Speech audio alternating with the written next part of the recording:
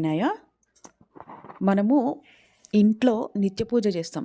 రోజు డైలీ దీపారాధన చేస్తూ స్తోత్రపారాయణం చేసే వాళ్ళైనా, మంత్రజపం చేసే వాళ్ళైనా, ఇంకా దీక్షలు, వ్రతాలు ఇప్పుడు నవరాత్రులు చేసేవాళ్ళు, దుర్గా నవరాత్రులు, అయ్యప్ప దీక్షలు అని గానివ్వండి, ఆంజనేయ స్వామి మాలలేస్తారో, అంతేగాకుండా ఇంట్లోనే కొన్ని సాధనలు నేను ఇంట్లోనే కూర్చొని 3 రోజుల సాధన, ఒక్కరోజు సాధన ఎట్లా చేయాలనేది కూడా నేను వివరిస్తూ చెప్తున్నా. తెలియని వాళ్ళు వెనక్కి వెళ్ళి ఓల్డ్ వీడియోస్ చూడండి. అంతేకాదు మన వీడియోస్‌కి లైక్స్ చేయండి.